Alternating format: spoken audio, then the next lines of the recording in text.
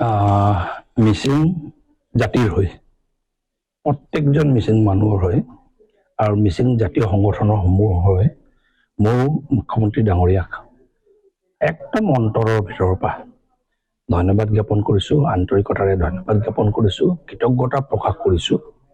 ভাৰত স্বাধীন হোৱাৰ পাছত আজি চাবলৈ গ'লে আফটাৰ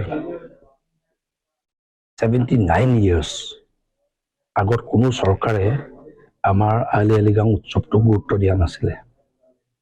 বিশেষকৈ কংগ্ৰেছ চৰকাৰসমূহৰ দিনত মোৰ মনত আছে এই 2002-03 চনত ধেমাজিত আমি ৰেষ্ট্ৰিক্টেড হলিডে ধেমাজি দিব লাগে বুলি আমি আন্দোলন কৰিছিলোঁ। মোৰ মনত আছে, মই TMPকে কৰিছিলোঁ তেতিয়া।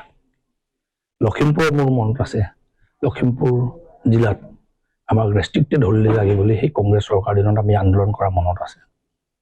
তাৰ পাছতো পুলিচৰ লগত সংঘাত হৈ আমি বন্ধ নাপালোঁ তেতিয়া আন্দোলন কৰিও।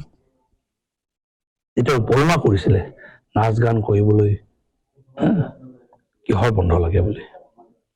কিন্তু বিশেষকৈ ভাৰতীয় জনতা পাৰ্টীৰ চৰকাৰ অহাৰ পাছত এটা হ'ল যোৱা চৰকাৰৰ দিনত চৰকাৰীভাৱে আলি আই লৃগাং পাতা আৰম্ভ কৰিছিলে। এইবাৰো চৰকাৰীভাৱে যোৱা ৩-৪ বছৰ আলি আই লৃগাং চৰকাৰী উৎসৱ পালন কৰিছিলে। যোৱা 2 বছৰ আগৰ পৰা লাহে লাহে 12খন জিলাত আলি আই লৃগাঙক ৰেষ্ট্ৰিক্টেড হলিডে দিয়া আৰম্ভ কৰিছিলে। আৰু শেহতীয়াভাৱে যোৱা আজি 45 বছৰৰ সংগ্ৰামৰ দাবী ফলশ্ৰুতিত TMPকে অসম চৰকাৰৰ লগত, জাতীয় সংগঠনৰ অসম চৰকাৰৰ লগত নেৰা নেপেৰা আলোচনাৰ পাছত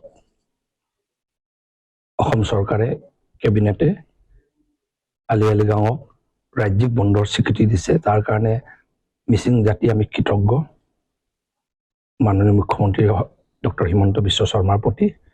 আৰু ইতিমধ্যে আমি খবৰ পাইছোঁ জাতীয় সংগঠনসমূহে আজি এটা বৈঠক আছে, সিদ্ধান্ত হ'ব যে এসপ্তাহ জোৰা চৰকাৰক কৃতজ্ঞতা আৰু ধন্যবাদ জনাই আমাৰ জেগাবোৰতো ধন্যবাদ যাত্ৰা আৰু কৃতজ্ঞতা যাত্ৰা এটা মুখ্যমন্ত্ৰী ডক্টৰ হিমন্ত বিশ্ব শৰ্মা আৰু বিজেপি চৰকাৰক ধন্যবাদ জনাই এটা মিচিং জাতিয়ে নিজৰ কৃতজ্ঞতা প্ৰকাশ কৰিব। এই ঐতিহাসিক ক্ষণত আমি 10 মাৰ্চ 2026 এইটো আমাৰ মিচিং বুৰঞ্জীত লিপিবদ্ধ হৈ থাকিব। আৰু আমাৰ যি দীঘলীয়া যি সংগ্ৰাম, এই সংগ্ৰামৰ ফলত আমি এইটো যোৱাকালি দিনটোত আমি ৰাজ্যিক বন্ধ হিচাপে পালোঁ। তাৰ কাৰণে আমি প্ৰথমে অসমৰ মাননীয় মুখ্যমন্ত্ৰীক ধন্যবাদ জনাব লাগিব। অসমৰ শিক্ষামন্ত্ৰী ডক্টৰ ৰমেশ পেগুক আমি ধন্যবাদ জনাবই লাগিব আৰু সকলো কেবিনেটক আমি ধন্যবাদ জনাব লাগিব TMPকে তৰফৰ পৰা আৰু মিচিং ৰাইজৰ হয়।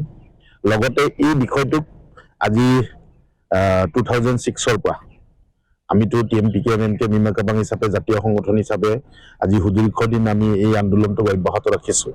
কিন্তু প্ৰথমবাৰৰ কাৰণে বিধানসভাৰ মজিয়াত তেখেত ভুৱন পেগু জোনাইৰ পৰা MLA হৈ প্ৰথমবাৰৰ কাৰণে যোৱাৰ দিনটোৰ পৰা আজিৰ দিনটোলৈকে একেৰাহে তেখেতে যুদ্ধ কৰি আছিল বিধানসভাৰ মজিয়াত আৰু বিভিন্ন প্ৰকাৰে তেখেতে বিষয়টোক উত্থাপন কৰি গভৰ্ণমেণ্টৰ দৃষ্টি আকৰ্ষণ কৰিছিল।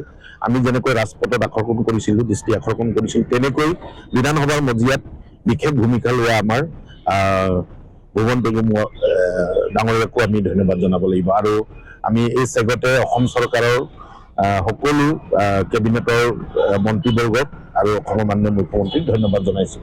লগতে আমি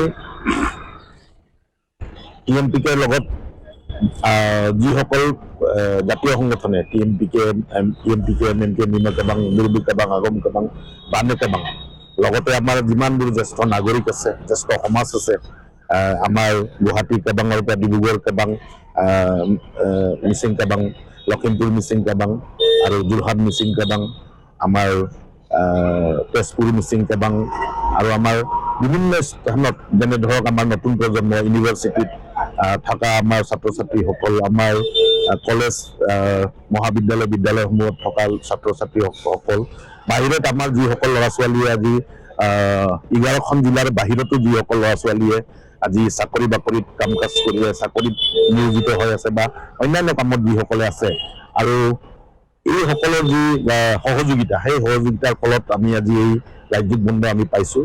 তাৰ কাৰণে তেখেতসকলকো আমি ধন্যবাদ জনাইছোঁ। সকলোৰ সহযোগিতাত পাইছোঁ।